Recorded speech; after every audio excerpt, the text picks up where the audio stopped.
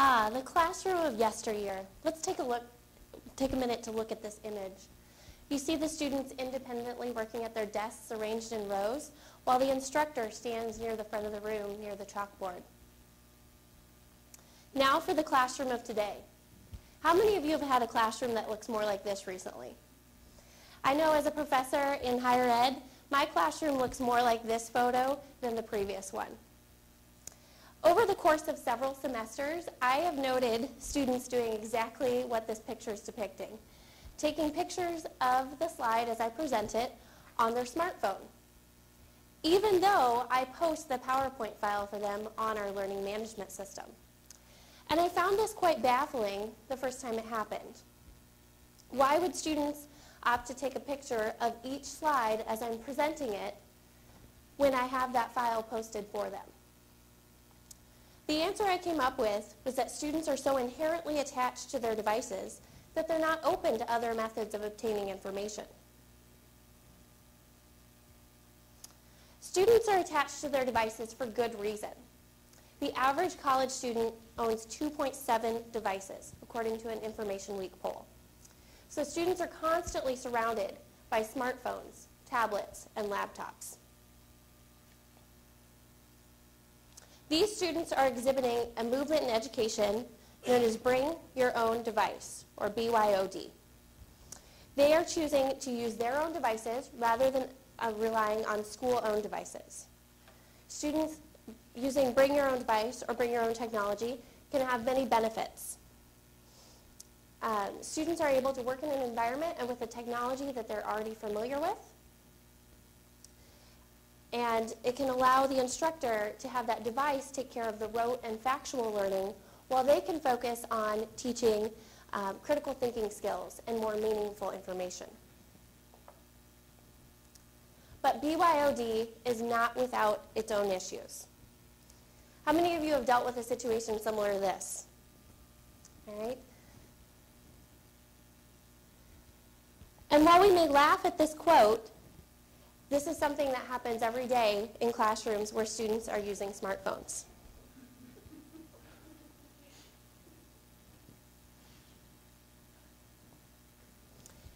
%80 of college students admitted to using their digital device in class for non-classroom related activities. The real issue here is that students are becoming distracted from classroom work by their personal device usage. Students normally lose focus about every 10 minutes, regardless of whether they're using a personal device or not. But they are using this personal device as a way to engage during that distracted time. They're under the impression that they're multitasking and that they can handle using that personal device for non-classroom related work and still listening and engaging in the class.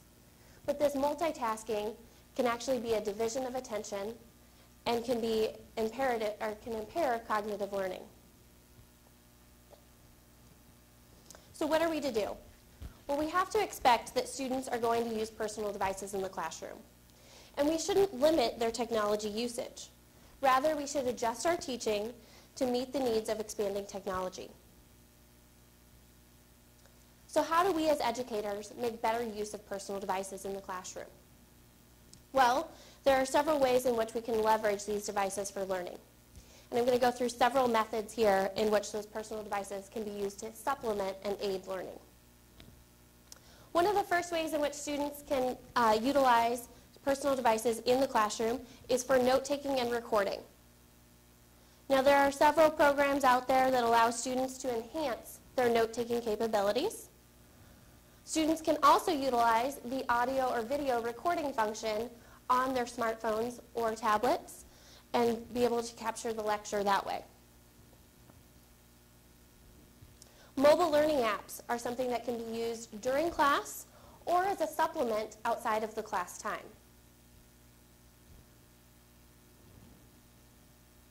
Students are able to access their work from anywhere. Using an online storage, data storage device, students can store homework and other assignments and then access them anywhere at any time.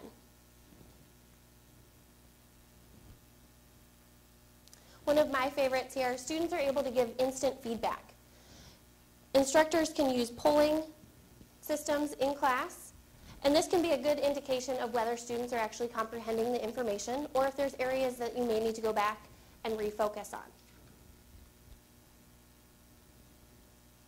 Students can also collaborate and share using personal devices in class. They can work together on group projects, or the instructor can post information to share with students. And finally, I think one of the most important factors here is practicing digital citizenship. Students can learn the appropriate usage of social media in a controlled environment before they're using it out in the real world. So we need to teach our students for the future, not the past. Technology and personal devices are going to be a part of our students' everyday lives, and if we teach them how to use these devices appropriately, they can improve their learning rather than serving as a destructive tool. So I'd like to leave you with these final thoughts. Thank you for your time.